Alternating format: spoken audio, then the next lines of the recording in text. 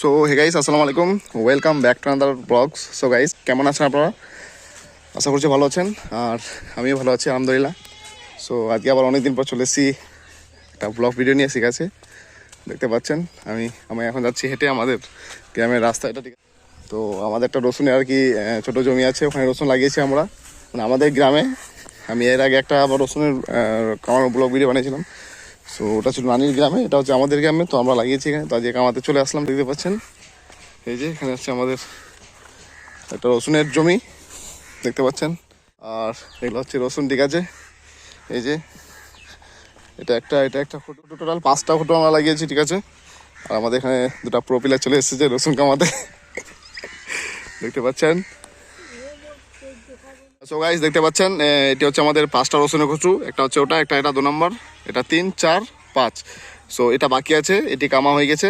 মানে এটি কালকে পরশু 2 দিন মিলে আমরা মানে জঙ্গল টঙ্গলকে সাফ করে দিয়েছি। আর আজকে ওটা করলো আমার ভাই, আর এখন এটা করবো। আর এই যে এদিকে দেখতে পাচ্ছেন আরও এদিকে কটু আছে, এটা হচ্ছে পালং শাক, দেখতে পাচ্ছেন লম্বা করে।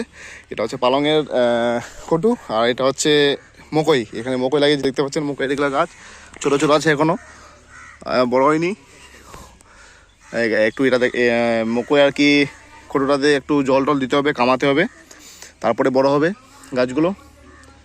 আর দেখতে পাচ্ছেন এটা হচ্ছে আমাদের ধনে, ছোট একটা ধনের খটু। তো এখানটায় হচ্ছে ধনের গাছ। তারপরে এটা হচ্ছে পেঁয়াজ, মানে গাড়া পেঁয়াজ দিয়েছিলাম এটাতে, গাড়া পেঁয়াজের কড়া। আর এটা হচ্ছে নাফা গাছের ফুল হয়েছে। ঠিক আছে, এই যে। আর ধনে গাছেরও ফুল দেখতে পাচ্ছেন, সাদা সাদা ফুলগুলো হয়েছে। সো গাইস, এই ছিল আজকের জন্য একটা ছোট্ট ব্লগ ভিডিও। সো কেমন হয়েছে আপনারা কমেন্টে অবশ্যই জানাবেন। আর আজকের জন্য এই পর্যন্তই, দেখা হবে পরবর্তী কোনো নেক্সট ব্লগে। সো ততদিন সবাই ভালো থাকবেন এবং সুস্থ থাকবেন। আর সবাইকে আবার আসসালামু আলাইকুম।